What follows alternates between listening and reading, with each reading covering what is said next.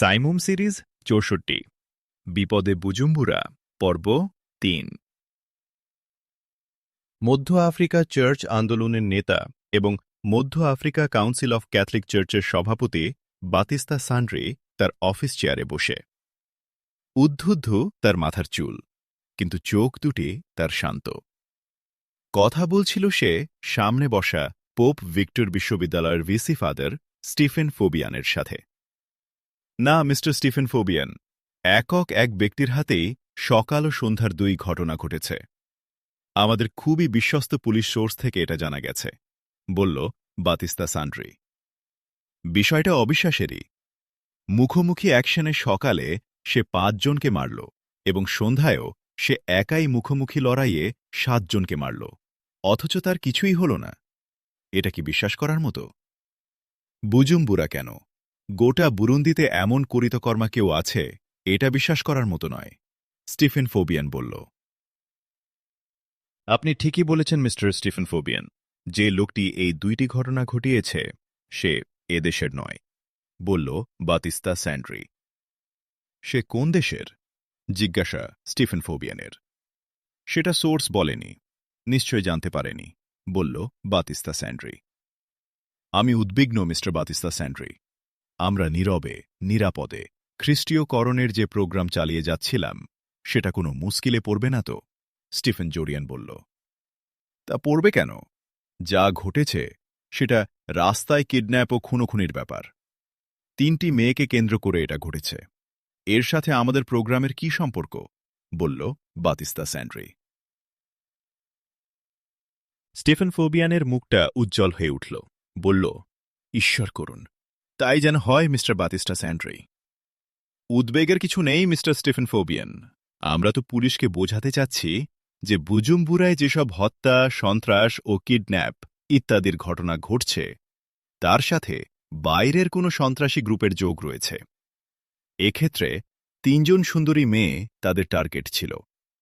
মেয়ে ঘটিত কোনো বিচ্ছিন্ন ঘটনা এটা হতে পারে, অথবা এই পরিবারের সাথে বাইরের সন্ত্রাসীদের কোনো সংঘাত হতে পারে, পারস্পরিক স্বার্থের কারণে বা অন্য কোনো কারণে, বলল বাতিস্তা স্যান্ড্রি। ঠিক মিস্টার স্যান্ড্রি, এই ২টি ঘটনার সাথে ৩টি মেয়ে জড়িত থাকায় ঘটনাকে সবাই মেয়ে ঘটিত বিচ্ছিন্ন ঘটনা বলেই মনে করবে, স্টিফেন ফোবিয়ান বলল।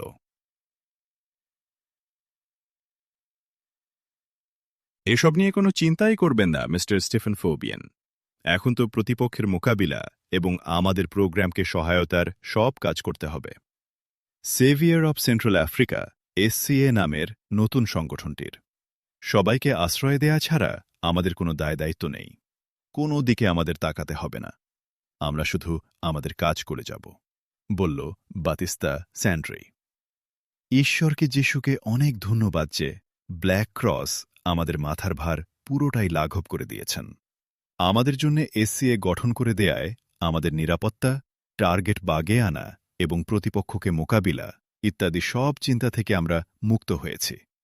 অসংখ্য ধন্যবাদ ব্ল্যাক ক্রস প্রধান কলিন ক্রিস্টোফারকে, স্টিফেন ফোবিয়ান বলল। মোবাইল বেজে উঠল বাতিস্তা স্যান্ড্রির।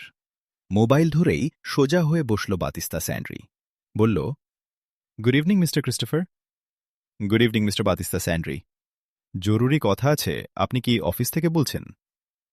ও প্রান্ত থেকে বলল কলিন ক্রিস্টোফার, আন্তর্জাতিক সন্ত্রাসী সংগঠন ব্ল্যাক ক্রসের নতুন চিফ। আমি এখন অফিসে। অফিসে এসেছেন মিস্টার স্টিফেন ফোবিয়ানো, বাতিস্তা স্যান্ড্রি বলল। ভালোই হল, দুজনকেই পাওয়া গেল। একটু থামল কলিন ক্রিস্টোফার, পর মুহূর্তেই আবার শুরু করল। ওই লোকটি সম্পর্কে আর কিছু জানা গেছে? না মিস্টার ক্রিস্টোফার, আপনাকে যা বলেছি তার বেশি আর কিছু জানা যায়নি। আমিও স্টিফেন ফোবিয়ান এই বিষয় নিয়েই আলোচনা করছিলাম।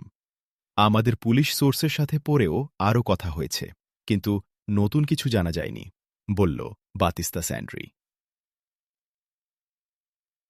কিন্তু তার পরিচয় তো জানতেই হবে মিস্টার স্যান্ড্রি। একদিনে সে আমাদের ১২ জন অতি দক্ষ কমান্ডোকে মেরেছে। তাকে আমাদের পেতেই হবে, কলিন ক্রিস্টোফার বলল। আপনাকে তো বলেছি, যেদিন ঘটনা দুটি ঘটেছে সেদিনই সে বুজুম্বুরা এসেছে ইউজিজি থেকে। কিন্তু কোথায় থাকে, কি করে, কিছুই জানা যায়নি। বাতিস্তা স্যান্ড্রি বলল। লোকটি রাস্তায় যে মেয়েটিকে কিডন্যাপ থেকে বাঁচালো, তার বাড়িতে সে সন্ধ্যায় গিয়েছিল কেন? পরিবারটির সাথে কি তার সম্পর্ক আছে, না তাকে আমন্ত্রণ জানানো হয়েছিল তাদের বাড়িতে? এসব প্রশ্নের জবাব দরকার, বলল কলিন ক্রিস্টোফার। সন্ধ্যায় ঘটনা ঘটে। অনেক রাত পর্যন্ত ঊর্ধ্বতন পুলিশ কর্তৃপক্ষ সে বাড়িতে ছিল। 5 সদস্যের একটা পুলিশ টিম প্রহরায় রেখে তারা চলে যায়। সন্ধ্যার পর থেকেই বাড়িটিতে চোখ রাখার জন্যে আমরা নতুন পাহারা বসাই। লোকটিকে বাইরে যেতে তারা দেখেনি। অবাক ব্যাপার হল, সকালেই আমাদের লোকরা জানতে পারে বাড়িতে কেউ নেই। বাতিস্তা স্যান্ড্রি বলল। রাতেই তারা সরে পড়েছে। নিশ্চয় বাড়ি থেকে বেরুবার কোনো গোপন পথ আছে। তারা কোথায় গেল জানার কি আপনারা চেষ্টা করেছেন? ওই পরিবারকে পেলে লোকটিকে পাওয়া অনেকখানি সহজ হবে, বলল কলিন ক্রিস্টোফার। সেদিন থেকে আমরা চেষ্টা শুরু করেছি, কিন্তু কোনো হদিশ করতে আমরা পারিনি। আমরা একটা খবর পেয়েছি, এই পুরনো পরিবারটির একটা অংশ ইউজিজিতে বাস করে। সেখানে তারা চলে যেতে পারে। ওখানেও আমরা খোঁজ খবর নেয়ার চেষ্টা করছি, বাতিস্তা স্যান্ড্রি বলল। ধন্যবাদ। এই সাথে বিশ্ববিদ্যালয় ও পুলিশ অফিসেও খোঁজ রাখো।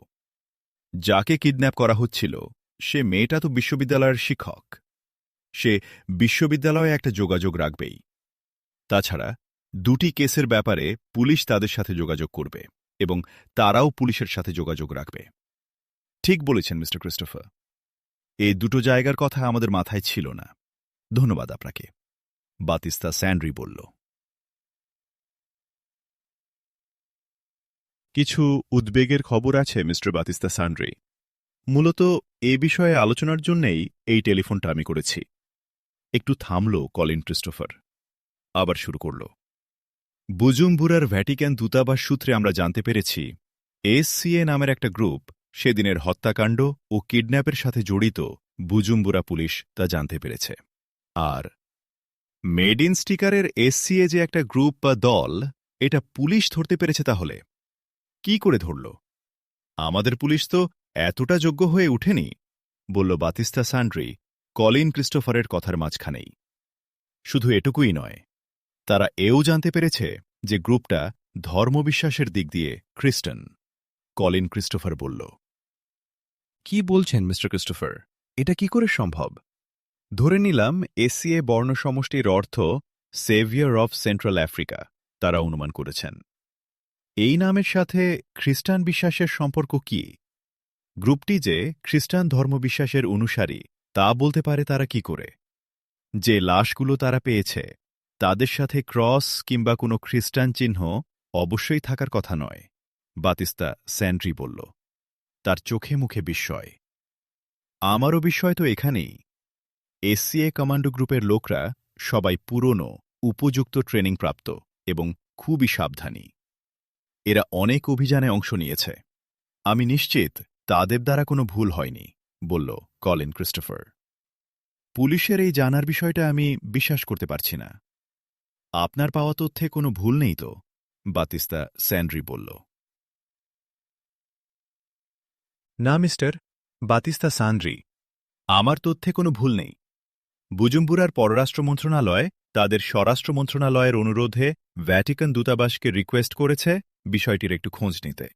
মধ্য আফ্রিকার খ্রিস্টান দল ও গ্রুপগুলোর মধ্যে এই নাম কারো আছে কিনা, বলল কলিন ক্রিস্টোফার। আমাদের পুলিশ এই অসাধ্য সাধন করতে পারে বলে আমি মনে করি না। এমন সব ঘটনার সাথে খ্রিস্টান নাম সংশ্লিষ্ট করতে তারা যাবেও না, কারণ আমাদের পুলিশের অধিকাংশই চার্চের এনলিস্টেড খ্রিস্টান। এ ধরনের ঘটনা পেলে তারা ভ্যাটিকানকে বলার আগে নিশ্চয় চার্চ কর্তৃপক্ষকে জানাবে, বাতিস্তা স্যান্ড্রি বলল। আপনার সাথে আমি একমত মিস্টার বাতিস্তা, কিন্তু তাহলে ঘটনার ব্যাখ্যা কি, বলল কলিন ক্রিস্টোফার। এটা করিতকর্মা ওই লোকটার কাজ কিনা? একা তথ্যের কথা আমার মনে পড়ছে। সেদিন সকালবেলা আমাদের 5 জন লোক নিহত হওয়ার পর হত্যাকারী লোকটি আমাদের নিহত লোকদের উল্টে পাল্টে দেখেছে। দূরে দাঁড়ানো আমাদের লোক এটা প্রত্যক্ষ করেছে, বাতিস্টা স্যান্ড্রি বলল। ঠিক বলেছেন মিস্টার বাতিস্টা। হতে পারে এটা। যে লোক এমন অনন্য একজন শুটার, তার আইকিউ অনন্য হবে তা বলা যায়। এই লোকটিকে তাহলে হাতে পাওয়া আরও জরুরি হয়ে উঠল, মিস্টার বাতিস্টা স্যান্ড্রি, বলল কলিন ক্রিস্টোফার। অবশ্যই মিস্টার কলিন ক্রিস্টোফার, কিন্তু সমস্যা হল যার চাল চুলা নেই, এমনকি যার চেহারাও আমাদের কাছে স্পষ্ট নয়, তাকে খুঁজে পাওয়া সহজ নয়। বাতিস্টা স্যান্ড্রি কথা বলার মধ্যেই পোপ ভিক্টর ইউনিভার্সিটির ভাইস চ্যান্সেলর স্টিফেন ফোবিয়ান তার চেয়ার থেকে উঠে এসে বাতিস্টা স্যান্ড্রির পাশে দাঁড়িয়েছিল এবং অনুচ্চ স্বরে বলল, আমি মিস্টার ক্রিস্টোফারের সাথে একটু কথা বলতে চাই। নিজের কথা শেষ করার সাথে সাথেই বাতিস্তা স্যান্ড্রি বলে উঠল, মিস্টার ক্রিস্টোফার, মিস্টার স্টিফেন ফোবিয়ান আপনার সাথে একটু কথা বলতে চান। ওয়েলকাম, তাকে দিন, বলল Colin Christopher. Good evening mister Colin Christopher, কেমন আছেন? স্টিফেন ফোবিয়ান বলল। যিশু ভালো রেখেছেন, কিন্তু শান্তির জায়গা বুজুম্বুরায় দেখছি আমরা বিরাট সমস্যায় পড়লাম, বলল কলিন ক্রিস্টোফার। মিস্টার ক্রিস্টোফার, মাত্র একজন ব্যক্তি সব ওলটপালট করে দিয়েছে, পুলিশকে জাগিয়ে তুলেছে। বুজুম্বুরার প্রতিটি পুলিশ ইউনিট খুব সক্রিয় হয়ে উঠেছে, স্টিফেন ফোবিয়ান বলল। তা উঠারই কথা। আমি বুজুম্বুরার ভ্যাটিকান দূতাবাসের সাথে কথা বলেছি। দেখলাম তারাও আতঙ্কিত। সন্ত্রাসীরা এবং এই সন্ত্রাসীদের যে হত্যা করেছে, দুই পক্ষই তাদের ভীত, উদ্বিগ্ন করে তুলেছে, নানা প্রশ্নের জন্ম দিয়েছে। মাত্র একজন লোক আক্রমণকারী দুই সন্ত্রাসী দলকে নিশ্চিহ্ন করে দিল। অসাধারণ, সে লোকটি কে হতে পারে? অন্যদিকে সন্ত্রাসীদের খ্রিস্টান পরিচয় সরকারকে উদ্বিগ্ন করে তুলেছে। স্টিফেন ফোবিয়ানের মুখে সূক্ষ্ম একটা হাসির রেখা ফুটে উঠল, বলল, মিস্টার কলিন ক্রিস্টোফার, সরকার তো উদ্বিগ্ন হবেই, কিন্তু আমরা কতটা উদ্বিগ্ন হব সেই কথা বলুন। আমরা উদ্বিগ্ন হব কেন? আমরা সতর্ক হব। বাতাস মানুষের জন্যে এবং পানি মাছের জন্যে যেমন জীবনদায়িনী, তেমনি আমাদের কাজ আমাদের জীবন ধারণ ও জীবন বিকাশের জন্যে, বলল কলিন ক্রিস্টোফার। আমি আপনার সাথে একমত, কিন্তু আপনি তো সতর্ক হওয়ার কথা বললেন। তাহলে আমরা কি আমাদের পথ পরিষ্কারের জন্যে যে নির্মূল প্রোগ্রাম চালাচ্ছি, সেটা কি আপাতত স্থগিত রাখব? স্টিফেন ফোবিয়ান বলল। কার ভয়? সরকারের ভয়ে? সরকারকে আমরা গণনার মধ্যেই ধরি না। আমাদের স্বার্থের বাইরে 1 ইঞ্চি যাবার ক্ষমতা সরকারের নেই।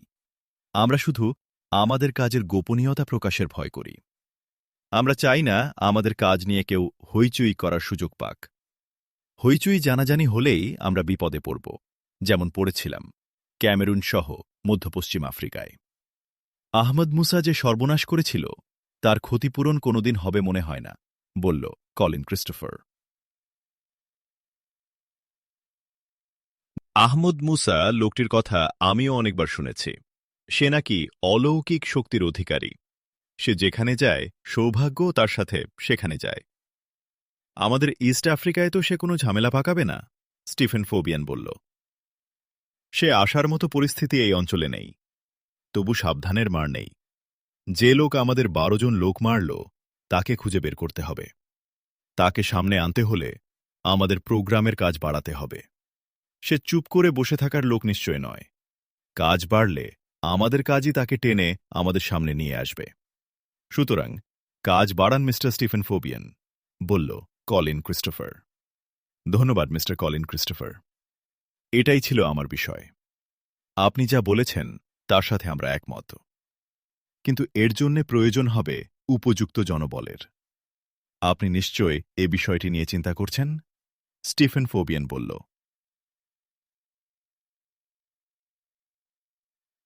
হ্যাঁ মিস্টার স্টিফেন ফোবিয়ান, শীর্ষ পর্যায়ের 12 জন কমান্ডোকে আমরা হারিয়েছি। 2-1 দিনের মধ্যেই আরও ট্রেন্ড, আরও চৌকুশো একটা দলকে আমি বুজুম্বুরায় পাঠাচ্ছি। চিন্তা করবেন না আপনারা, আমাদের লোক বলের অভাব নেই। ধন্যবাদ, অনেক ধন্যবাদ। আমি মোবাইলটা মিস্টার বাতিস্তা স্যান্ড্রিকে দিচ্ছি, mister Colin Christopher, Stephen Fabian বলল। Welcome mister Stephen Fabian. যিশু সেবাস, বলল কলিন ক্রিস্টোফার। বাস থেকে নেমে আবিদ ইব্রাহিম চাউশিকো রাস্তার বাম পাশের ফুটপাত ধরে হাঁটছিল। পোশাকে আশাকে চাওশিকোকে অন্য দিনের চেয়ে বেশ ফর্মাল বলে মনে হচ্ছে। হালকা নীল ফুল প্যান্টের উপর হালকা নীল কোট, ভেতরে সাদা শার্ট পরেছে। কেটসের বদলে পরেছে শু। সামনে তাকিয়ে হাঁটছিল সে। তার পাশে একটা গাড়ি দাঁড়াবার শব্দ পেল। তাকালো চাওশিকো সেদিকে। গাড়ির ড্রাইভিং সিটে বসে আনা আরিয়াকে হাত নাড়তে দেখল। আনা আরিয়া গাড়ি থেকে নেমে ইব্রাহিম চাওশিকোর পাশে এসে দাঁড়াল। বলল, সালাম আলাইকুম, আমি আন্টির বাড়ি থেকে আসছি। আপনি হঠাৎ সালাম আলাইকুম কেন? আনা আরিয়ার কথার মাঝখানেই বলে উঠল চাওশিকো, হঠাৎ হবে কেন? আমি ইন্টারনেট ঘেটে মুসলমানদের পারস্পরিক দেখা হওয়ার সময়কার সম্বোধন বের করেছি এবং মুখস্থও করেছি। আপনার সাথে দেখা না হওয়ায় তা ব্যবহার করার সুযোগ হয়নি। বলুন, উচ্চারণ ঠিক হয়েছে কিনা? বলল আনা আরিয়া। কথা শেষ করে একটু থেমেই আবার শুরু করল। আমি বিশ্ববিদ্যালয়ে ফিরছি। আপনিও তো বিশ্ববিদ্যালয়ে আসছেন? হ্যাঁ, বলল চাওশিকো। তাহলে আসুন, বলে আনা আরিয়া এগোলো গাড়ির দিকে।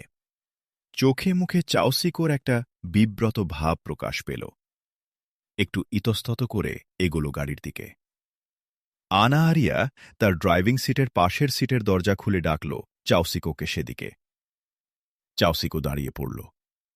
আনা আরিয়ার পাশের সিটে বসতে তার মন চাইল না। একটু দ্বিধা করতে লাগল। মুখে হাসি ফুটে উঠল আনা আরিয়ার। বলল, অসুবিধা নেই, আমার দিকে নয়, সামনের দিকেই তাকিয়ে থাকবেন। মিস আনা আরিয়া, কাউকে দেখা, কারো দিকে তাকানো থেকে বিরত থাকাকেই শুধু নিষেধ করা হয়নি, আরও কিছু আছে। ড্রাইভিং সিটের পাশের সিটে বসতে বসতে বলল চাওশিকো। হ্যাঁ, সেদিনের আলোচনা তো মুলতবি আছে, এই আরও কিছু তো সেখানে অবশ্যই আসবে। আচ্ছা বলুন তো, সেই ঘনিষ্ঠজন কারা, যারা ছাড়া অন্য কারো সাথে খোলামেলা দেখা, সাক্ষাৎ ও মেলামেশা করা যাবে না? আনা আরিয়া বলল।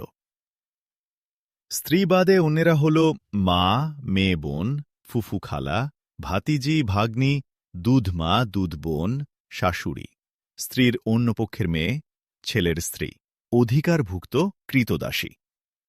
আরও একটা তালিকা দিয়েছে আমাদের ধর্মগ্রন্থ। সেই তালিকায় যারা আছে তারা ছাড়া অন্য পুরুষের সামনে মেয়েরা তাদের সৌন্দর্য প্রকাশ করতে পারবে না, বলল ইব্রাহিম চাওশিকো। সৌন্দর্য কি? আনা আরিয়া বলল। স্বাভাবিকভাবে যা প্রকাশ হয়, যেমন মুখ, হাতের কবজি পর্যন্ত ও পায়ের টাকনুর নিচের অংশ ছাড়া নারীর অন্য সব অঙ্গই তার সৌন্দর্যের অধীন, বলল চাওশিকো। ও গড, এত একদম প্যাকেট হয়ে যাবার মতো, খুব ভারী ব্যাপার, আনা আরিয়া বলল। কারো জন্যে ভারী, কারো জন্যে আনন্দের, এটা মানসিক ব্যাপার, বলল চাওশিকো। ব্যাপারটা ভালো মানসিকতার অথবা খারাপ মানসিকতার, তাই কি? আনা আরিয়া বলল। তার দৃষ্টি সামনে, ঠোঁটে হাসি। মানসিকতা খারাপ কিংবা ভালো বিষয়টা ঠিক তা নয়। মানসিকতা আসে বিশ্বাস থেকে এবং অনুশীলিত সংস্কৃতি থেকে, বলল চাওশিকো। একজন ইসলামী বিশ্বাসের অনুসারী হলেই কি তার এ ধরনের পোশাক ভালো লেগে যাবে? আনা আরিয়া বলল। শুধু মুসলিম কেন, অন্য ধর্মের অনেক মেয়ে নিজস্ব ভালো মন্দের বিশ্বাস থেকে শরীর ঢেকে রাখার মতো পোশাক পরে থাকে। এখানে ভালো মন্দ, উচিত অনুচিতের ব্যাপারটাই মুখ্য, বলল চাওশিকো। ইসলাম নিশ্চয় এই বিবেচনাতেই মেয়েদের সৌন্দর্য ঢেকে রাখার ব্যবস্থা করেছে, আনা আরিয়া বলল। ইসলামের সকল আইনই মানুষের কল্যাণ, মানুষের ভালো মন্দ, ন্যায় অন্যায়, উচিত অনুচিত ইত্যাদির উপর নির্ভরশীল। ইসলামের বিশ্বাস আইন কানুন, বিধিবিধান, আদেশ নিষেধ সবই মানুষের মুক্তি ও মঙ্গলের জন্যে। এসবের কোনোটাই স্রষ্টা আল্লাহর প্রয়োজনে নয়। এসব থেকে আল্লাহর কোনো উপকারও হয় না, বলল চাওশিকো। আনা আরিয়ার চোখে মুখে বিস্ময়। সে মুখ ঘুরিয়ে তাকালো চাওশিকোর দিকে, বলল, একটা বড় কথা বলেছেন। ধর্ম মানুষের জন্যে, এর সকল বিধিবিধান মানুষের মঙ্গলের জন্যে। স্রষ্টা বা আল্লাহর এতে কোনো লাভ ক্ষতি নেই। এ থেকে একটা প্রশ্ন আমার মনে আসছে। মহাবিশ্ব সৃষ্টির মতো এ বিশাল বিশাল কর্মযজ্ঞ স্রষ্টা তাহলে কেন করলেন? এই পৃথিবী সৃষ্টি করলেন, এই পৃথিবীতে মানুষ সৃষ্টি করলেন, জীবজন্তু সৃষ্টি করলেন, গাছপালা, পাহাড় পর্বত, নদী নালা, সমুদ্র সৃষ্টি করলেন বাতাস, পানি, আবহাওয়া। শুধু তাই নয়, সৃষ্টি করলেন ভাসমান পৃথিবীকে তার কক্ষপথে সুরক্ষার জন্যে সূর্যকে মধ্যমণি করে বিশাল সৌরজগৎ। সৌরজগৎকে রক্ষার জন্যে সৃষ্টি করলেন লক্ষ কোটি সূর্য বা তারকা নিয়ে গ্যালাক্সি বা তারকাপুঞ্জ। আবার গ্যালাক্সির সুরক্ষার জন্যে সৃষ্টি করলেন লক্ষ কোটি গ্যালাক্সি নিয়ে সৃষ্টি করলেন মহাবিশ্ব, যা এখন পর্যন্ত জানা 14 বিলিয়ন আলোকবর্ষ ব্যাসের মহাবিশ্ব, যার প্রতি স্থানের ভর ও ভারসাম্য বিস্ময়করভাবে একই রকম। এই মহা কর্মযজ্ঞ স্রষ্টা আল্লাহ সৃষ্টি করলেন শুধু মানুষের জন্যে। কেন এটা? কেন? কথা শেষ করল আনা আরিয়া। আবেগে তার মুখ ভারী হয়ে উঠেছে এবং তার সাদা মুখটা হয়ে উঠেছে লাল। আবেগের স্পর্শ চাওশিকোর চোখে মুখেও। বলল সে, হতে পারে আনা আরিয়া, মানব সৃষ্টি রব্বুল আলামিন আল্লাহর প্রিয়তম প্রজেক্ট। তিনি তার বান্দাহ মানুষকে অপরিসীম ভালোবাসেন। তার প্রেরিত বাণী বুক অব গাইডেন্স আল কুরআন জুড়ে তার একত্বের বিষয়কে গুরুত্ব দেওয়ার পরে মানুষকে তার ভালোবাসার দিকটাই মুখ্য। যত আদেশ নিষেধ বিধিবিধান তিনি দিয়েছেন সব মানুষকে ভালোবেসেই, এবং তিনি পথভ্রষ্ট বিদ্রোহী মানুষদের শাস্তির বিধান তুলে ধরে বারবার যে তাদের সতর্ক করেছেন সেটাও মানুষকে ভালোবেসেই। আল্লাহর মহাসৃষ্টিতে মানুষই কেন্দ্রবিন্দু। তাকে কেন্দ্র করেই সৃষ্টির আবর্তন। মানুষের শেষ থেকেই শেষ এই পৃথিবীর সমাপ্তি এই মহাবিশ্বেরও। তারপর আল্লাহ রাব্বুল আলামিন সৃষ্টি করবেন নতুন পৃথিবী, নতুন আকাশ, বেহেশত দোজক সমন্বিত নতুন ব্যবস্থাপনা। সেটাও মানুষেরই জন্যে, বলল চাওশিকো। Wonderful, mister চাওশিকো। আপনার এই কথাগুলো আবারও শুনতে ইচ্ছা করছে। মানুষকে যে আপনি কত বড় করেছেন এমনটা কখনো কেউ... এই বড় মানুষের স্রষ্টা, প্রতিপালক, প্রত্যাবর্তন স্থল যিনি, সেই আল্লাহ কত যে বড় তা আমাদের চিন্তা জ্ঞানের আয়ত্তাধীন নয়, বলল চাওশিকো আনা আরিয়ার কথার মাঝখানেই। আনা আরিয়ার মুখ এখনও আবেগে আরক্ত। সে গম্ভীর কণ্ঠে বলল, ধন্যবাদ মিস্টার চাওশিকো। সত্যি আমার খুব ভালো লাগছে। চিন্তার নতুন দিগন্ত মনে হচ্ছে আমার কাছে খুলে গেছে। মানব সৃষ্টিকে স্রষ্টা আল্লাহর প্রিয়তম প্রজেক্ট বলেছেন। প্রজেক্ট বলতে আমরা একটা পরিকল্পনা, তার বাস্তবায়ন এবং একটা ফল লাভকে বুঝি। স্রষ্টার এই প্রজেক্টটা কি? সেটা হল স্রষ্টার মানব সৃষ্টি, বলল চাওশিকো। মানুষ তো দুনিয়ার অন্যান্য সৃষ্টির মতোই সৃষ্টি, তাহলে মানব সৃষ্টি আলাদাভাবে প্রজেক্ট হল কি করে? আনা আরিয়া বলল, দুনিয়ার অন্যান্য সৃষ্টি মানব সৃষ্টির সাথেই সংশ্লিষ্ট। আল্লাহ মানুষ সৃষ্টি করেছেন বলেই মানুষের জীবনধারণের প্রয়োজন পূরণের জন্যে সৃষ্টি করেছেন পশু পাখি, পাহাড়, নদী, সমুদ্র, ফসল, ফলফলাদি, গাছপালা, মেঘ বৃষ্টি, আলো বাতাস, খনিজ দ্রব্য, চন্দ্র সূর্য, বিশ্ব, মহাবিশ্ব, সবকিছু। এ সবকিছুই মহামহিম আল্লাহর মানব প্রজেক্টকে সহায়তা করার জন্যে, বলল চাওশিকো। ধন্যবাদ চাওশিকো, কিন্তু প্রকল্পের পরিকল্পনা, বাস্তবায়ন, ফলাফলের বিষয়টাকে আপনি কিভাবে ব্যাখ্যা করবেন? আনা আরিয়া বলল। পরিকল্পনা সম্পর্কে কিছু কি বলার দরকার আছে? শ্রেষ্ঠতম জীব হিসেবে বুদ্ধি বিবেক সম্পন্ন এবং স্বাধীন কর্ম উপযোগী মানুষের সৃষ্টি, পৃথিবীকে মানুষের জীবনধারণ ও বসবাসের উপযোগী করা, মানুষের খাদ্য ও ব্যবহারের জন্যে প্রয়োজনীয় সকল উপকরণের সৃষ্টি, সময় ও সভ্যতার পরিবর্তন উন্নয়নে নতুন নতুন উপকরণ সৃষ্টির ধারা অব্যাহত রাখা, এসবই তো স্রষ্টা ও প্রতিপালক আল্লাহর মানুষ সৃষ্টির পরিকল্পনা ও বাস্তবায়নের ফল, বলল চাওশিকো। অনেক ধন্যবাদ মিস্টার চাওশিকো। খুব কঠিন, জটিল এবং জগৎজোড়া একটা বিষয়কে খুব সহজ ও সংক্ষেপ করে দিয়েছেন আপনি। কিন্তু ফলাফলের বিষয়টা আপনি বলেননি। এক মানব সৃষ্টির জন্যে আল্লাহ এত বিশাল বিশাল আয়োজন কেন করেছেন? তিনি কি পেয়েছেন? আনা আরিয়া বলল, আল্লাহ কিছু পাবেন কেন? কিছু তো তিনি চান না। কিছু পাবার জন্যে, কিছু চাইবার জন্যে তিনি মানুষ সৃষ্টি করেননি। তিনি সকল প্রকার প্রয়োজন ও অভাব থেকে সম্পূর্ণ মুক্ত, সকল অপূর্ণতা ও অসম্পূর্ণতা থেকে পবিত্র তিনি। কোনো মুখাপেক্ষিতা তার নেই। আর স্রষ্টাকে কিছু দেবার ক্ষমতা তার সৃষ্ট মানুষের কোত্থেকে আসবে? আল্লাহ তার ইচ্ছায় মানুষ সৃষ্টি করেছেন মানুষকে পরীক্ষার জন্যে। একদিকে আল্লাহ মানুষকে তার সৃষ্টির মধ্যে সর্বশ্রেষ্ঠ অবয়বে সৃষ্টি করেছেন। পৃথিবীতে তাকে একটা সীমিত জীবন দিয়েছেন। এই জীবনকালে তার সকল প্রয়োজন পূরণের ব্যবস্থা করে দিয়েছেন। তার এই জীবনকে সুখী সুন্দর করার জন্যে পিতা, মাতা, স্ত্রী, পুত্র, কন্যা নিয়ে একটা সংসার দিয়েছেন। এই সাথে আল্লাহ মানুষকে দিয়েছেন ন্যায় অন্যায় ও ভালো মন্দের সুস্পষ্ট জ্ঞান, এবং তিনি দিয়েছেন মানুষকে স্বাধীন ইচ্ছাশক্তি।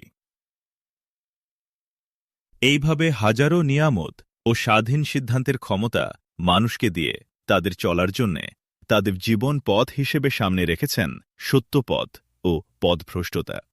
নবী রাসূলদের মাধ্যমে আসা সত্যপথ হল আল্লাহর পথ, আর পথভ্রষ্টতা শয়তানের পথ। আল্লাহ চান মানুষ তার বিবেক বুদ্ধির অনুসরণে নবী রাসূলদের মাধ্যমে আসা আল্লাহর আদেশ নিষেধ মেনে আল্লাহর পথে চলুক। শয়তানের কুমন্ত্রণার ফল পথভ্রষ্টতা তারা পরিহার করুক। এই সাথে আল্লাহ বলে দিয়েছেন, মানুষ যদি আল্লাহর পথে চলে তাহলে দুনিয়ার সীমিত জীবন শেষে মৃত্যু পরবর্তী জীবনে সে অনন্ত সুখের জান্নাত লাভ করবে। আর যদি শয়তানের পথে চলে তাহলে মৃত্যু পরবর্তী জীবনে তাকে অনন্ত শাস্তির জাহান্নামে গিয়ে পড়তে হবে। এখন মানুষ কোন পথ বেছে নেবে, কোন পথে চলবে, সেটাই এই দুনিয়াতে আল্লাহর পরীক্ষার বিষয়। রব্বুল আলামিন আল্লাহর একক ও অনন্য মানব প্রজেক্টের এটাই লক্ষ্য। মানুষ কোন পথে চলে, কোন পরিণতি লাভ করে, সেটাই এই প্রজেক্টের ফল। চাওশিকো তার দীর্ঘ কথা শেষ করল।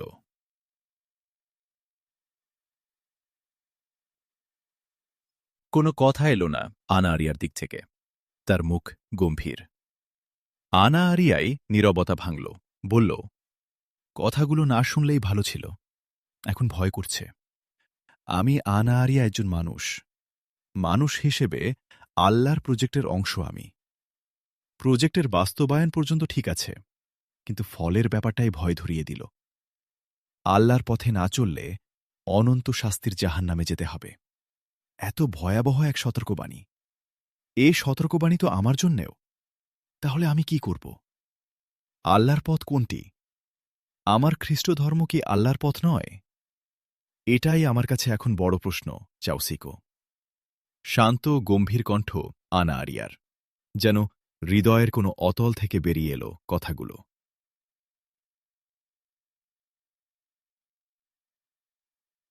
হৃদয়ের একান্ত ছোঁয়া নিয়ে বেরিয়ে আসা আনা আরিয়ার কথা চাওশিকো হৃদয়কেও গভীরভাবে স্পর্শ করল। সঙ্গে সঙ্গে কথা তারও মুখে এলো না। একটু সময় নিয়ে বলল, হ্যাঁ আনা, এ এক ভয়াবহ সতর্কবাণী আল্লাহর তরফ থেকে। আর এই সতর্কবাণী তিনি কুরআন মজিদে একবার নয়, বারবার করেছেন। এছাড়াও আল্লাহ শতবার শত রকমে মানুষকে বুঝিয়েছেন শয়তানের পথে চললে তার সীমাহীন কষ্টদায়ক পরিণতির কথা। একটু থামল চাওশিকো, আবার শুরু করল তার কথা। আল্লাহর পথ কোনটি? আপনার এ প্রশ্নের উত্তর খুবই সহজ। আল্লাহর। চাওশিকোর কথার মাঝখানেই আনা আরিয়া বলে উঠল, আপনি আমাকে আনা ডাকলেন, আবার আপনি হলাম কেন? বলল আনা আরিয়া। তার মুখ জুড়ে লজ্জার লাল আভা। চাওশিকোর মুখে কিছুটা বিব্রত ভাব ফুটে উঠল। বলল, হঠাৎই বলে ফেলেছি। কিন্তু আপনিও তো আমাকে চাওশিকো ডেকে আবার আপনি বলেছেন। প্রত্যাহার করলাম, আর আপনি বলব না। মুহূর্তের জন্যে থেমেই আবার বলল আনা আরিয়া, গুরুত্বপূর্ণ কথার মাঝখানে কথা বলার জন্য দুঃখিত। আবার শুরু করার জন্য কি অনুরোধ করতে পারি? ধন্যবাদ। তোমার প্রশ্নের উত্তর খুব সহজ বলেছি। তার কারণ সব মানুষের পিতা আদম আলাইহিসসালাম। আর আদম আলাইহিসসালাম থেকে আজ পর্যন্ত আল্লাহর পথ একটি, এবং তা চিনে নেয়া খুব সহজ। সব নবী রাসূল, যেমন হজরত আদম আলাইহিসসালাম, নূহ আলাইহিসসালাম, ইব্রাহিম আলাইহিসসালাম, মূসা আলাইহিসসালাম, ঈসা আলাইহিসসালাম বা যিশু এবং মুহাম্মদ সাল্লাল্লাহু আলাইহি ওয়াসাল্লাম, সবাই আল্লাহর এক পথের কথাই প্রচার করেছেন। সবারই এক আহ্বান ছিল, আল্লাহ এক, তার কোনো শরিক নেই। শুধু তারই ইবাদত করতে হবে, শুধু তারই আদেশ নিষেধ মানতে হবে, মাত্র। চাওশিকুর কথার মাঝখানেই আনা আরিয়া বলে উঠল, আমি যিশুর ধর্ম পালন করি, তাহলে আল্লাহর পথের উপরেই তো আমি আছি। ঈসা আলাইহিসসালাম বা যিশু প্রচারিত ধর্ম আল্লাহর পথ ছিল, কিন্তু এখন নেই, কারণ যিশুর পর আল্লাহ তাআলা আরেকজন রাসূল প্রেরণ করেছেন। এখন এই রাসূল সাল্লাল্লাহু আলাইহি ওয়াসাল্লামের দেখানো পথ অনুসরণ করলেই আল্লাহর পথে চলা হবে, বলল চাওশিকো। কেন? তাদের সকলের পথ একই পথ, আল্লাহর পথ। তুমি তো বললে, আনা আরিয়া বলল। একই পথ হলেও, ধর্মের মূল কথা ঠিক থাকলেও, এক নবীর পর যখন আরেকজন নবী এসেছেন, তখন তার মাধ্যমে নতুন আদেশ নিষেধ, নতুন জীবন আচরণ পাঠানো হয়েছে মানুষের জন্যে। আগের নবীর আইনকানুন, বিধিবিধান, তার ফলে সব বাতিল হয়েছে, এবং তার স্থলে নতুন নবীর আইনকানুন, বিধিবিধান প্রতিষ্ঠিত হয়েছে। যেমন যিশু আসার পর মুসার আলাইহিসসালাম শরীয়ত, আইনকানুন, বিধিবিধান বাতিল হয়েছিল, ঠিক তেমনি নবী মুহাম্মদ সাল্লাল্লাহু আলাইহি ওয়াসাল্লাম আসার পর ঈসা আলাইহিসসালাম বা যিশুর শরীয়ত বাতিল হয়ে গেছে। ব্যাপারটাকে তুমি সংবিধান সংশোধনের সাথে তুলনা করতে পারো।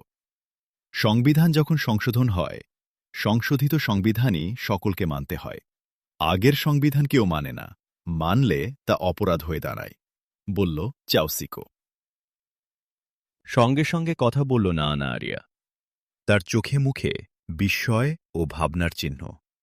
একটুক্ষণ পর বলল সে, এই সহজ কথাটা খ্রিস্ট ধর্ম, ইহুদি ধর্মের কোটি কোটি লোক মানছে না কেন, বুঝছে না কেন? এটা মানুষের বিপজ্জনক একটা প্রবণতা।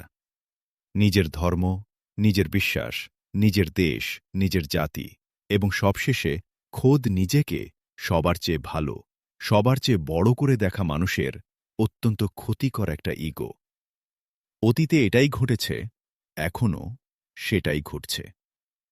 মুসা আলাহিসাল্লামের পর যখন ঈসা আলাহিসাল্লাম বা যিশু আসলেন, তখন মুসা আলাহিসাল্লামের অনুসারীরা যিশুকে মানেনি, বরং তাকে হত্যার চেষ্টা করেছে।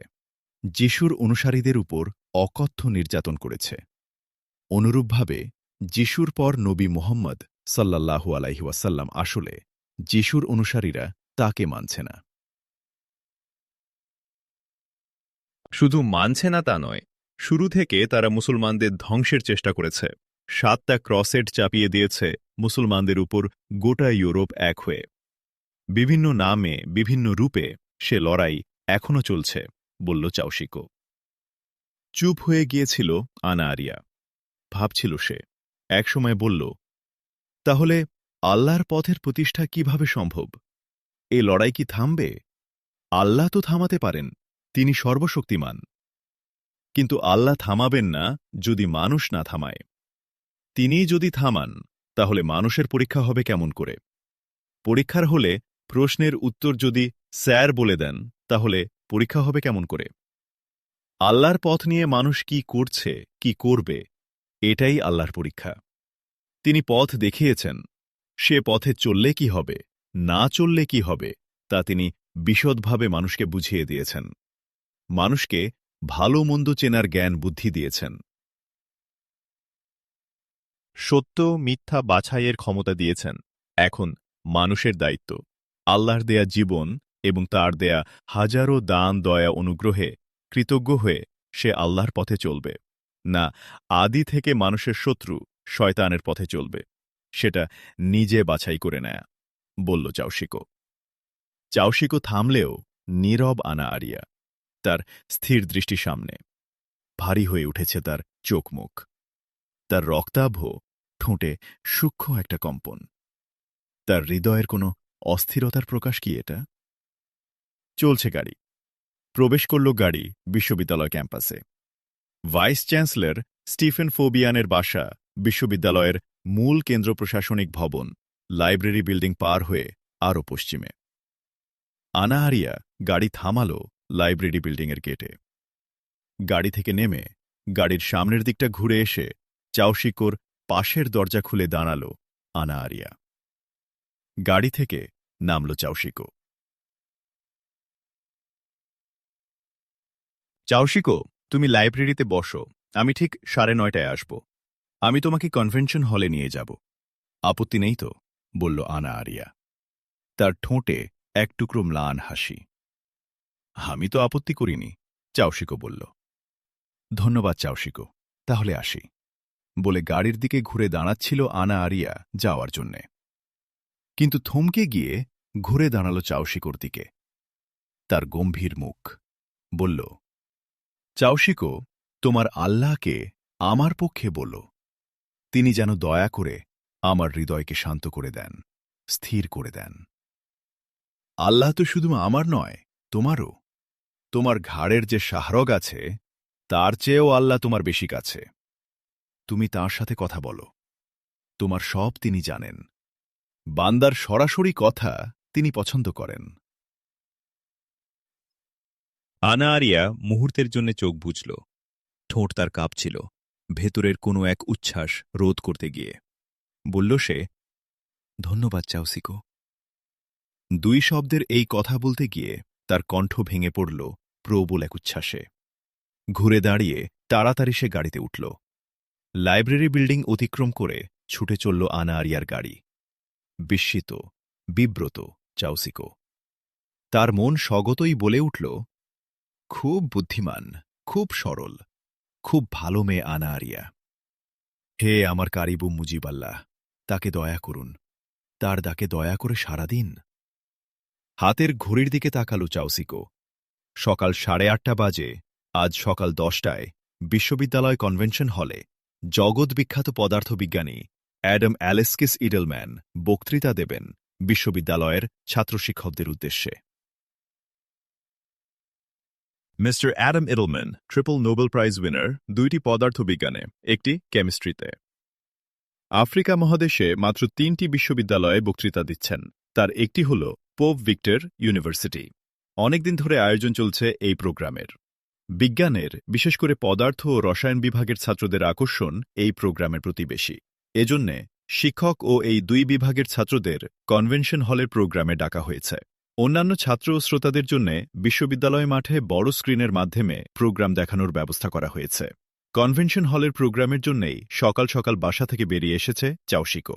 আনা আরিয়ার গাড়ি চলে যাবার পর চাওশিকো ঘুরে দাঁড়িয়ে লাইব্রেরির দিকে পা বাড়াল। 10টা বাজার আগেই কানায় কানায় ভর্তি হয়ে গেল কনভেনশন হল। 9:45 আনা আরিয়া ও চাওশিকো গাড়ি থেকে নামে।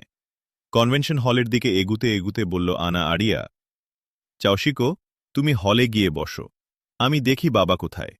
বাবা আমাকে তার সাথে বসতে বলেছেন। ঠিক আছে আনা, লিফট দেবার জন্য ধন্যবাদ তোমাকে, বলল চাওশিকো। আনা আরিয়া ঘুরে দাঁড়াচ্ছিল। থমকে দাঁড়িয়ে মুখ ঘুরিয়ে বলল, আমি তোমাকে ডেকে গাড়িতে তুলেছি, সুতরাং লিফট দেবার সুযোগ দেওয়ার জন্য তোমাকে ধন্যবাদ। আনা আরিয়ার মুখে হাসি। চোখ নিচু করে দাঁড়ানো চাওশিকোর ঠোঁটেও এক টুকরো হাসি। বলল, 2 ধন্যবাদ ইজ ইকুয়াল টু +1 +1। দুজনেই সমান, দুজনেই বিজয়ী। দেখো, তোমার ইকুয়েশন কিন্তু আমার মুখে আরেকটা কথা এনে দিয়েছে, আনা আরিয়া বলল। কি কথা? জিজ্ঞাসা চাওশিকোর। আজ নয়, আরেক দিনের জন্য থাকল। আসি, সালাম, বলে ঘুরে দাঁড়িয়ে চলতে শুরু করল আনা আরিয়া। চাওশিকো কনভেনশন হলে ঢুকে গেল। সামনের কিছু সিট বাদে হলও কানায় কানায় ভর্তি। হলের সামনের প্রায় অর্ধেকটা রিজার্ভ রাখা হয়েছে বিশ্ববিদ্যালয় ও শহরের বাছাই করা কিছু বিজ্ঞান শিক্ষকের জন্যে। এর মধ্যে 2-10টা সিট রয়েছে শহরের বিশেষ গণ্যমান্যদের জন্য বরাদ্দ, আর হলের বাকি অর্ধেকটা বিশ্ববিদ্যালয়ের পদার্থ ও রসায়ন বিভাগের ছাত্রদের জন্য। উপরের ব্যালকনিতে জায়গা দেয়া হয়েছে শহরের বিভিন্ন কলেজ ও বিশ্ববিদ্যালয়ের পদার্থ ও রসায়ন বিভাগের ছাত্রদের। চাওশিকো তাদের জন্য বরাদ্দকৃত জায়গায় গিয়ে বসল। চাওশিকোর হাতে সুন্দর একটা নোটবুক। ঠিক 9:55 অতিথি পদার্থবিজ্ঞানী অ্যাডাম অ্যালেক্সিস ইডেলম্যানকে নিয়ে ভাইস চ্যান্সেলর এবং কয়েকজন সিনিয়র শিক্ষক মঞ্চে প্রবেশ করল। মঞ্চের লাউডস্পিকারে ঘোষণা হল, সভাপতির আসনে বসল বিশ্ববিদ্যালয়ের ভাইস চ্যান্সেলর ফাদার স্টিফেন ফোবিয়ান এবং অতিথির আসনে বসল পদার্থবিজ্ঞানী ইডেলম্যান। মঞ্চ থেকে সিনিয়র শিক্ষকরা নেমে এসে দর্শকের সারিতে তাদের আসনে বসল। এই শিক্ষকরা বসার আগে মাঝবয়সী একজন সুবেশধারী মহিলার সাথে আনা আরিয়া এসে সামনের সারিতে সেই মহিলার পাশে বসল। বিস্মিত হল চাওশিকো। আনা আরিয়ার এত সম্মান কেন? মহিলা কি আনার মা? মহিলা কে? কিন্তু আনা তো বলেছিল সে তার পিতার সাথে বসবে। তার পিতা কোথায়?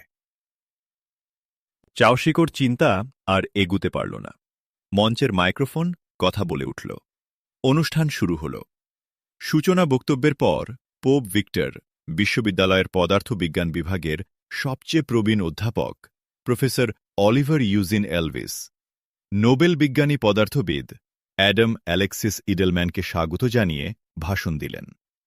ভাষণের শেষের দিকে তিনি জানালেন, বহুদিন থেকে যার কথা শোনার জন্য আমরা অপেক্ষা করছি, সেই নোবেল বিজয়ী বিজ্ঞানী, মহান পদার্থবিদ অ্যাডাম অ্যালেক্সিস ইডেলম্যান, যাকে 3টি নোবেল পুরস্কার দিয়ে দুনিয়া ধন্য হয়েছে, এখন আমাদের উদ্দেশ্যে কথা বলবেন। তার রীতি অনুসারে তার বক্তৃতার শুরুতে থাকছে একটা প্রশ্ন উত্তর পর্ব। স্বাভাবিকভাবেই এ পর্বে একজন মহান শিক্ষক হিসেবে তিনি হবেন প্রশ্নকর্তা, আর আমাদের বিজ্ঞানের ছাত্ররা হবে তার প্রশ্নের উত্তরদাতা। বিজ্ঞানের ছাত্রদের সাথে মত বিনিময়ের এক মাধ্যম হিসেবেই তিনি এটা করে থাকেন। আমাদের সকলের জন্যে এটা হবে একটা মজার বিজ্ঞান সংলাপ। আমাদের বিজ্ঞানের ছাত্ররা একে এই দৃষ্টিতেই নেবে আশা করি। নোবেল বিজয়ী বিজ্ঞানী মিস্টার ইডেলম্যান তার টেবিলে বসেই বক্তৃতা করবেন তার ব্যবস্থা করা হয়েছিল। কিন্তু সব ছেড়ে বিজ্ঞানী ইডেলম্যান মাইক্রোফোন স্ট্যান্ডের সামনে এসে দাঁড়াল। শুরু করল তার বক্তৃতা। প্রাথমিক কথার পর তার প্রশ্ন উত্তর পর্ব শুরু করল।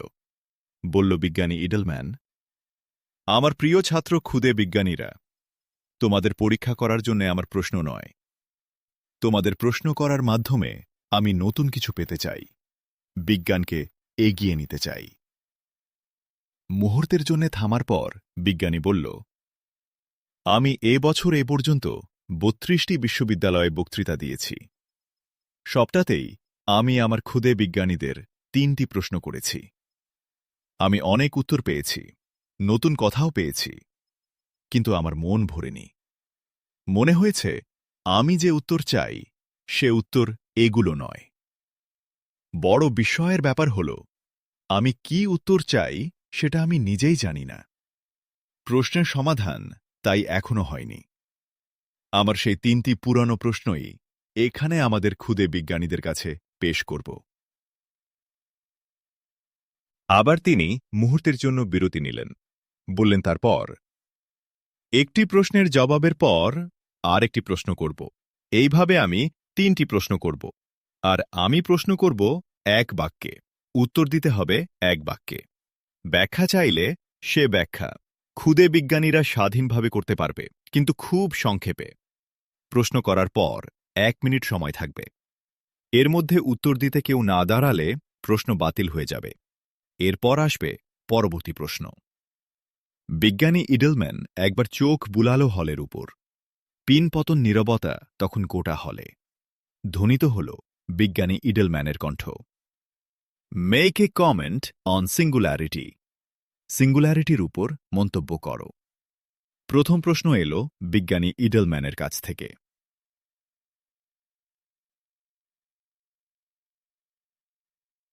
নীরব গোটা হল।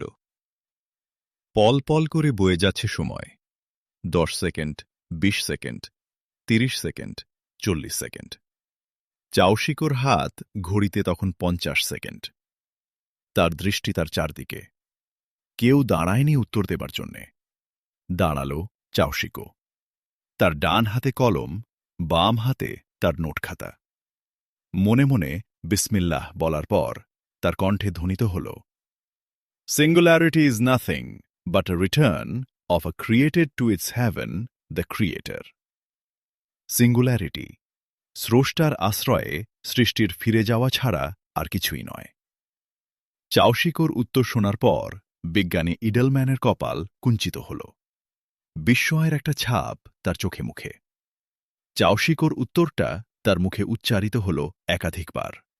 বলল সে চাওশিকোকে উদ্দেশ্য করে, মাই বয়, তুমি বলতে চাচ্ছ সিঙ্গুলারিটি প্রকৃতপক্ষে একটা সৃষ্টির তার স্রষ্টার আশ্রয়ে ফিরে যাওয়া ছাড়া আর কিছুই নয়?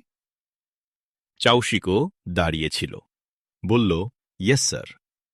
বিজ্ঞানী ইডেলম্যানের মুখে এক টুকরো হাসি ফুটে উঠল। বলল, এক্সপ্লেইন মাই বয়। সিঙ্গুলারিটি বস্তুর সংকোচনের শেষ একটা পর্যায়, যখন সূর্যের মতো বা তার চেয়েও বহুগুণ বড় বস্তু মৃত্যুর মধ্যে দিয়ে ব্যাসহীন দ্বৈত এক বিন্দুতে পরিণত হয়, যা কার্যত বস্তু নয়, বস্তুর একটা অশরীরী শক্তি। মহাবিশ্ব সৃষ্টির আগে স্রষ্টার আশ্রয়ে আমাদের মহাজাগতিক বস্তুর অবস্থান মনে হয় এমনই ছিল, যা অন্য কথায় বস্তুর উপস্থিতি শূন্য, পরম শূন্যতার পর্যায়ে পড়ে। একেই আমি বস্তুর তার স্রষ্টার কাছে ফিরে যাওয়া মনে করি। থামল চাওশিকো। বিজ্ঞানী ইডেলম্যান লাউড স্পিকারের সামনে থেকে মঞ্চের মাঝামাঝি জায়গায় সরে এল। চাওশিকোর দিকে তাকিয়ে বলল, ধন্যবাদ মাই ডিয়ার বয়। বলেই বিজ্ঞানী ইডেলম্যান হ্যান্ড ক্লাপিং শুরু করল। অনুষ্ঠানের সভাপতি, ভাইস চ্যান্সেলর সহ হল ও ব্যালকনির সকলের হ্যান্ড ক্ল্যাপিং শুরু হয়ে গেল তার সাথে সাথে। দাঁড়িয়েছিল চাওশিকো, বসে পড়ল সে। সামনের সারি থেকে আনা আরিয়া চাওশিকোর প্রথম কথা বলার সময় থেকেই পেছনের দিকে মুখ ফিরিয়ে চেয়েছিল চাওশিকোর দিকে। তার চোখে মুখে প্রথমে ছিল প্রবল উত্তেজনা, কিন্তু পরে তার মুখ বিস্ময় ও আনন্দে ভরে উঠেছিল। চাওশিকো বসলে আনা আরিয়া তার মুখ ঘুরিয়ে নিল। স্পিকার স্ট্যান্ডে ফিরে এলো বিজ্ঞানী ইডেলম্যান। বলল, এবার আমার দ্বিতীয় প্রশ্ন। Being a maiden event in creation, how the big bang happened? সৃষ্টির প্রথম ঘটনা বিগ ব্যাং কিভাবে ঘটে? আবার প্রশ্নের পর সেই নীরবতা।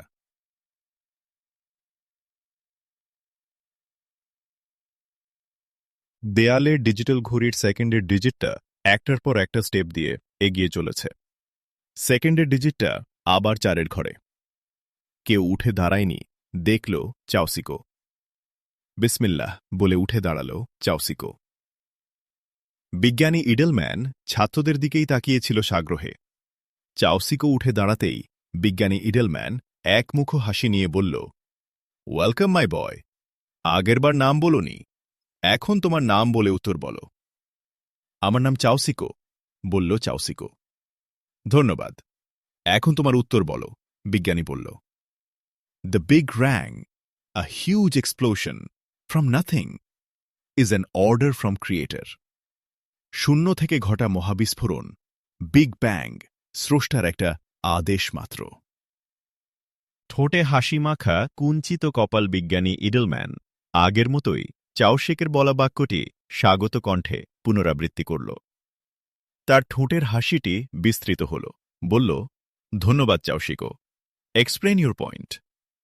চাওশিকো শুরু করল, বিজ্ঞান অনুমিত বিগ ব্যাং নামক মহাবিস্ফোরণ, যা পরম শূন্যের মাঝে সংঘটিত হয়েছিল, আমাদের জাগতিক বিচারে অসম্ভব একটি ঘটনা।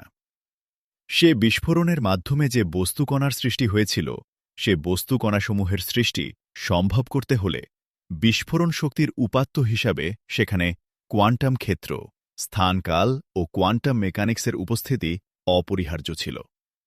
কিন্তু এসব কিছুর জন্ম তো মহাবিস্ফোরণের মধ্যে দিয়ে হয়েছে। তখন মহাবিস্ফোরণের আগে এসবের কিছুই ছিল না। ছিল শুধু পরম শূন্য। এই পরম শূন্যে বিগ ব্যাংয়ের মতো সৃষ্টিমূলক বিস্ফোরণ কিভাবে হতে পারে? হতে পারে শুধু স্রষ্টার হুকুমে। আমি একথাই বলেছি। গভীর মনোযোগ দিয়ে শুনছিল বিজ্ঞানী ইডলম্যান চাওশিকোর কথা। চাওশিকোর কথা শেষ হলে ঠোঁট টিপে একটু হাসল বিজ্ঞানী।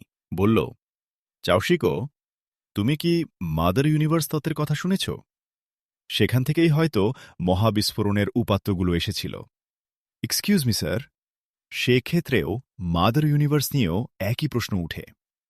যে কারণে আমাদের ইউনিভার্সের বিগ ব্যাং একটি অসম্ভব ঘটনা, সে কারণেই মাদার ইউনিভার্সের বিগ ব্যাংকেও অসম্ভব বলতে হবে আমাদের, বলল চাওশিকো।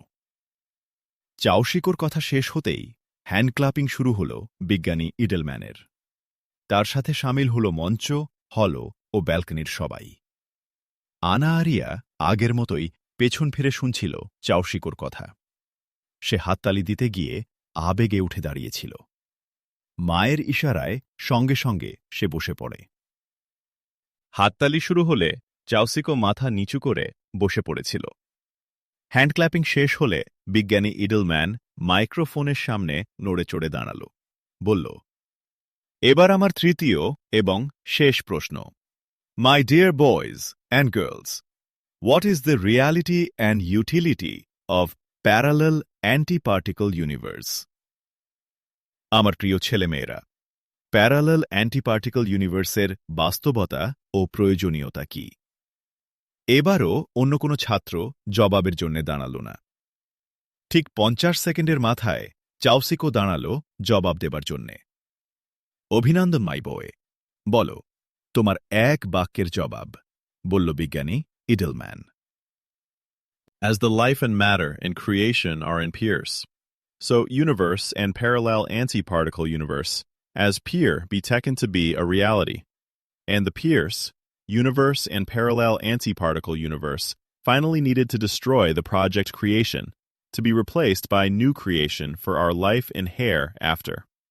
যেহেতু সৃষ্টির সব জীবন ও বস্তু জোড়ায় জোড়ায় সৃষ্টি, তাই জোড় বাঁধার জন্যে আমাদের ধনাত্মক কণার ইউনিভার্সের পাশে প্রতিকণার ইউনিভার্সকে বাস্তবতা হিসাবে ধরে নিতে হবে, এবং এই জোড় দরকার বর্তমান সৃষ্টিকে অবশেষে ধ্বংস করার জন্যে, যা পথ করে দেবে স্থিতির এক নতুন ইউনিভার্স গঠনের আমাদের মৃত্যু পরবর্তী জীবনের প্রয়োজনে, বলল চাওশিকো। বিস্ময় ও আনন্দের ঢেউ খেলে যাচ্ছে বিজ্ঞানী ইডলম্যানের মুখে। সে চাওশিকোর এক বাক্যের উত্তরটাকেই পুনরাবৃত্তি করছিল, যা মাইক্রোফোনে সবাই শুনতেও পাচ্ছিল। অনুষ্ঠানের সভাপতি ভাইস চ্যান্সেলরের মুখে একটা স্তম্ভিত ভাব। সম্মুখভাগে বসা শিক্ষকদের মুখে বিজ্ঞানী ইডলম্যানের মতোই বিস্ময়ের সাথে আনন্দ। আর আনা আরিয়ার দুচোখ থেকে গড়াচ্ছিল অশ্রু, আনন্দের অশ্রু। অনেকক্ষণের আবেগ উত্তেজনায় তার সাদা মুখ লাল হয়ে উঠেছে। পাশে বসা তার মা তার হাতে একখণ্ড টিস্যু গুজে দিল। সপ্রতিভ হয়ে উঠল আনা আরিয়া। তাড়াতাড়ি অশ্রু মুছে ফেলল। বিজ্ঞানী ইডলম্যান মাইক্রোফোনে ফিরে এল, বলল, ধন্যবাদ চাওশিকো, জটিল ও বড় একটা বিষয়কে এক বাক্যে যথেষ্ট সুন্দরভাবে তুলে ধরেছ। এখন ব্যাখ্যা করো তোমার কথাটাকে। চাওশিকো দাঁড়িয়েই ছিল। বলল, কণা প্রতিকণা উভয়েরই সৃষ্টি করেছিল মহাবিস্ফোরণ। যতগুলো কণা সৃষ্টি হয়েছিল ততগুলোই সৃষ্টি হয়েছিল প্রতিকণা। কিন্তু আমাদের এই মহাবিশ্ব কণার সৃষ্টি, এখানে প্রতিকণা নেই। নেই কারণ বিপরীত ধর্মী কণা প্রতিকণার সংস্পর্শ, সম্মেলন উভয়কেই ধ্বংস করে। কণাদের সৃষ্টির শুরুতে প্রতিকণাকে সরিয়ে নেওয়া হয়েছিল। পদার্থবিজ্ঞানী রিচার্ড ফাইনম্যানের তত্ত্ব বলছে, মহাবিস্ফোরণের শুরুতেই সময়ের সম্মুখ গতি ও পিছন গতির সৃষ্টি হয়েছিল। আমাদের ইউনিভার্সের সময়ের সম্মুখ গতি ধনাত্মক ধরলে পিছন গতির সময় ঋণাত্মক। কণাগুলো সম্মুখ গতি নিয়ে আমাদের ইউনিভার্স গঠন করেছে, আর প্রতিকণারা ছুটে গেছে সময়ের পিছন গতির দিকে। পদার্থবিজ্ঞানী মিশিও কাকু বলেছেন, বিপরীত দিকে অর্থাৎ সময়ের পিছন গতির দিকে প্রবাহিত প্রতিকণারা প্যারালাল একটা প্রতিকণার ইউনিভার্স সৃষ্টি করেছে। বল বিজ্ঞানের নিয়ম অনুসারে দুই প্যারালাল ইউনিভার্সের স্থিতির সীমা আছে। তারপর স্রষ্টার বিধানেই দুই বিপরীত ইউনিভার্সের সংস্পর্শ ঘটবে এবং দুইয়ের মিলিত আরেক মহাবিস্ফোরণ পুরাতনকে ধ্বংস করে নতুন এক স্থিতির ইউনিভার্সের জন্ম দেবে, আমাদের মৃত্যু পরবর্তী চিরবাসস্থানের জগৎ হিসাবে। শেষোক্ত মহাবিস্ফোরণ বা আমাদের এই ইউনিভার্সের ধ্বংসের খবর ওহীভিত্তিক ধর্মের সব স্ক্রিপচার আমাদের দেয়, যা আমরা সবচেয়ে বিস্তারিত জানতে পারি ওহীভিত্তিক সর্বশেষ ধর্মের স্ক্রিপচার থেকে। থামল চাউশিকো। বিজ্ঞানী ইডেলম্যানের মুখে হাসি। তার দুই হাত তালি দেয়া শুরু করল। গোটা হল ব্যালকনি এবং মঞ্চ তার সাথে সাথে হাততালি দিল। শত শত হাতের সম্মিলিত তালিতে গোটা হল ধ্বনিত প্রতিধ্বনিত হয়ে উঠল। বিজ্ঞানী ইডেলম্যান মাইক্রোফোন থেকে পিছিয়ে গিয়ে মঞ্চে সভাপতির চেয়ারে বসা ভাইস চ্যান্সেলরকে একটা দীর্ঘ বাও করে বলল, আপনার ছাত্র চাউশিকো আমাকে মুগ্ধ করেছে। চাউশিকোর এই অভাবনীয় মেধার বিকাশে আপনার এবং এই বিশ্ববিদ্যালয়ের কৃতিত্বই বেশি। বিজ্ঞানী ইডেলম্যান তারপর মঞ্চের সম্মুখ প্রান্তে হলের সামনে বসা শিক্ষক সারির সামনে গিয়ে দাঁড়াল। সকলের উদ্দেশ্যে বাও করল এবং বলল, সম্মানিত শিক্ষকবৃন্দ, চাউশিকোকে আপনারা তৈরি করেছেন, এজন্যে আপনাদের সকলকে ধন্যবাদ। মাইক্রোফোনে ফিরে এলো বিজ্ঞানী ইডেলম্যান। ভাইস চ্যান্সেলর, শিক্ষকবৃন্দ ও ছাত্রছাত্রীদের সম্বোধন করে বিজ্ঞানী ইডেলম্যান বলল, আমার এই 3টি প্রশ্নের যাত্রা শুরু হয়েছিল এবছর 3 জানুয়ারি মার্কিন যুক্তরাষ্ট্রের হার্ভার্ড এবং 11 জানুয়ারি MIT থেকে। তারপর বিশ্বের আরও 30টি বিখ্যাত বিশ্ববিদ্যালয় ঘুরেছে আমার এই 3টি প্রশ্ন। MIT সহ অনেকগুলো বিশ্ববিদ্যালয়ের ক্ষুদে বিজ্ঞানীরা 3টি প্রশ্নের ভালো জবাব দিয়েছে এবং অনেক নতুন কথা এসেছে তাদের কাছ থেকে। বিজ্ঞানকে তারা বিজ্ঞানের গণ্ডির মধ্যে থেকেই দেখেছে, তার বাইরে কোনো সূত্র তারা খুঁজে পায়নি বা খোঁজেনি। তাদের জবাব আমাকে আনন্দিত করেছে, কিন্তু মনকে তৃপ্ত করতে পারেনি। তাই আমার 3 প্রশ্নের যাত্রাও আমি শেষ করতে পারিনি। আমার এ বছরের অভিযাত্রার 33শতম বিশ্ববিদ্যালয় হিসাবে আজ আমার যাত্রা বিরতি আপনাদের pope Victor university of central আফ্রিকায়। সেই সাথে আমার 3 প্রশ্নের যাত্রার শেষ দিন এটা। আমার 3টি প্রশ্ন তাদের জবাব পেয়ে গেছে। চাউশিকোর সব উত্তরের সাথে আমি পুরোপুরি একমত এ কথা বলতে পারছি না, কারণ এ নিয়ে আমাকে আরও ভাবতে হবে। তার উত্তরগুলো সব দিক দিয়েই সঠিক তাও বলা যাচ্ছে না, তবে তার উত্তরে আমার মন পরিতৃপ্ত, যে পরিতৃপ্তি আমি আগের 32টি বিশ্ববিদ্যালয়ের উত্তরে পাইনি। চাউশিকোর বড় বৈশিষ্ট্য হল সে বিজ্ঞানকে বিজ্ঞানের মধ্যে সীমাবদ্ধ করেনি, স্রষ্টার ইচ্ছা ও কাজকেও সে সন্ধান করেছে। বিজ্ঞানের বিশেষ ইস্যুর যৌক্তিক ব্যাখ্যার জন্যে মানুষের মৃত্যু পরবর্তী জীবন পরকালকেও সে নিয়ে এসেছে। বর্তমান বিজ্ঞানের বস্তুবাদিতা স্রষ্টা ও পরকাল কোনোটিকেই চোখে দেখে না, কিন্তু স্রষ্টা বাদ দিয়ে সৃষ্টির চিন্তা করা হাস্যকর। তেমনি প্রতিফলের জগৎ পরকাল না থাকলে মানবজীবন অযৌক্তিক ও অর্থহীন হয়ে দাঁড়ায়। চাউশিকো বিজ্ঞান ও সৃষ্ট জগতকে এভাবেই দেখেছে, আমিও এভাবেই দেখতে চাই। দীর্ঘ বক্তব্য দিয়ে একটু থামল বিজ্ঞানী ইডেলম্যান। তাকালো সে চাউশিকোর দিকে। তারপর সবার দিকে দৃষ্টি ফিরিয়ে বলল, আমি এটা ঠিক করে রেখেছি, যার উত্তরে আমি সন্তুষ্ট হব এই ঘটনার স্মারক হিসাবে তাকে আমি একটা ছোট্ট গিফট দেব। সেটা স্বর্ণের একটা কোটপিন। কোটপিনটা আমাদের ভিজিবল ইউনিভার্সের শিল্পীর আঁকা গোলাকার প্রতিকৃতি। তার বটমে আমার সিগনেচার আছে। কথা শেষ করে তাকালো আবার চাউশিকোর দিকে, বলল, চাউশিকো মাই বয়, একটু কষ্ট করে এসো, তোমাকে কিছুটা সম্মানিত করার সুযোগ দাও। চাউশিকো বিনীত পদক্ষেপে উঠে এলো মঞ্চে, দাঁড়ালো বিজ্ঞানী ইডেলম্যানের সামনে, বলল, স্যার, গোটা বিশ্ব যাকে সম্মানিত করেছে আমাদের সেই মহান শিক্ষক আপনি। শিক্ষক ছাত্রকে সম্মানিত করে না স্যার, আশীর্বাদ করে, দোয়া করে। ধন্যবাদ মাই ডিয়ার বয়। বলে বিজ্ঞানী ইডলম্যান চাউসিকোর কোটে পিন পরিয়ে দিল। বলল, স্রষ্টার কাছে আমার প্রার্থনা তিনি যেন তোমাকে ভালো মানুষ, ভালো বিজ্ঞানী বানান। ধন্যবাদ স্যার বলে সে ভাইস চ্যান্সেলরের দিকে কিছুটা এগিয়ে তার ক্যাডেট জীবনের অভ্যেস অনুসারে ভিজিকে একটা স্যালুট দিল। অনুরূপভাবে মঞ্চের সামনের প্রান্তে গিয়ে শিক্ষকদের উদ্দেশ্যে একটা স্যালুট দিয়ে সে নেমে এলো মঞ্চ থেকে। বসল তার সিটে এসে। সামনের সারিতে একটি সোফায় সুবেশধারী সেই মাঝবয়সী মহিলার পাশে আনা আরিয়াকে বসে থাকতে দেখেছিল চাউসিকো। চোখে অশ্রু আর মুখ ভরা হাসি নিয়ে আনা আরিয়া তাকিয়েছিল চাউসিকোর দিকে। মাইক্রোফোনের সামনে কথা বলার মুডে এসে দাঁড়াল বিজ্ঞানী ইডলম্যান। Honorable Vice Chancellor, respected teachers, my dear student, ladies and gentlemen, ধ্বনিত হল বিজ্ঞানী ইডলম্যানের কণ্ঠে।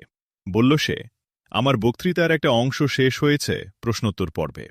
এই প্রথম পর্বে আমরা দেখেছি বিজ্ঞান সব প্রশ্নের উত্তর দিতে পারে না, বরং আমি বলবো সৃষ্টি সম্পর্কিত মৌলিক বিষয়ের খুব কম প্রশ্নের উত্তর বিজ্ঞান দিতে পারে।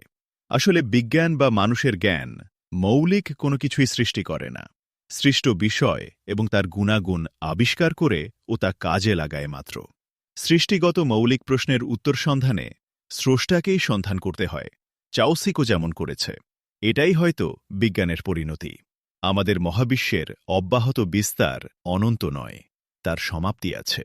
তেমনি মানুষের জীবনের মতো তার জ্ঞানও নির্দিষ্ট একটা পরিসীমার মধ্যে সীমাবদ্ধ। বড় একটা মৌলিক প্রশ্ন এখানে ওঠে, সময়ের গতি, ইউনিভার্সের গতি, জীবনের গতি থেমে যাওয়ার পর কি আছে? এই প্রশ্নের উত্তর বিজ্ঞান জানে না।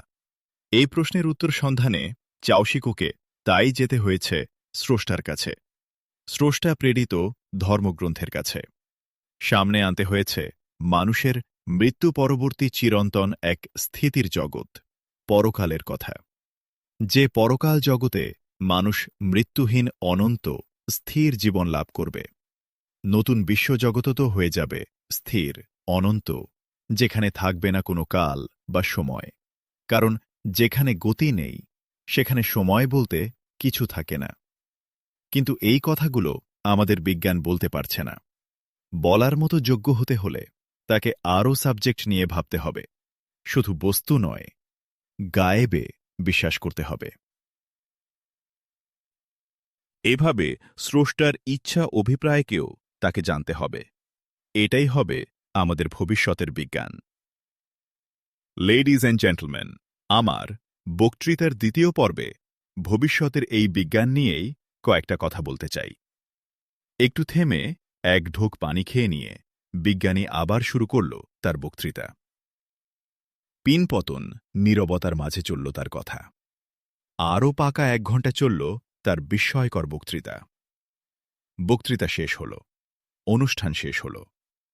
অতিথিকে নিয়ে ভাইস চ্যান্সেলর ও সিনিয়র শিক্ষকরা প্রথমে বেরিয়ে গেল। তারপর বের হল অবশিষ্ট শিক্ষকরা। তারপর বের হল ব্যালকনি ও হলের ছাত্রছাত্রীরা। সব শেষে বের হল চাউসিকো। তাকে নিয়ে ছাত্রদের নীরব কৌতূহল আছে, কিন্তু উচ্ছ্বাস নেই, আনন্দ নেই। চাউসিকো নামে খ্রিস্টান, কাজে মুসলমান, এটা সবাই জানে। আর চাউসিকো সে মুসলমান এ কথা প্রকাশ করতেই বেশি ভালোবাসে। চাউসিকো সবাইকে এড়িয়ে ভিড়ের এক প্রান্ত দিয়ে এগিয়ে রাস্তার ফুটপাতে গিয়ে উঠল। এগিয়ে চলল ফুটপাত ধরে। ঠিক সকালের মতোই একদম তার পাশে ফুটপাত ঘেঁষে একটা কার এসে দাঁড়াল। তাকালো চাউসিকো গাড়ির দিকে, দেখল ড্রাইভিং সিটে আনা আরিয়া। সে গাড়িতে উঠার জন্যে হাতের ইশারায় ডাকছে তাকে। তখন রাস্তা দিয়ে চলছে আরও অনেক গাড়ি। ফুটপাত ধরে চলছে ছাত্ররা। চাউসিকোর দাঁড়ানো এবং আনা আরিয়া তাকে ডাকা অনেকেরই দৃষ্টি আকর্ষণ করল। আনা আরিয়া তার পাশের সিটের দরজা খুলে দিয়েছিল। চাউসিকো কিছু বলার সুযোগ পেল না। তাকে উঠে বসতে হল গাড়িতে। গাড়ির দরজা বন্ধ হয়ে গেল।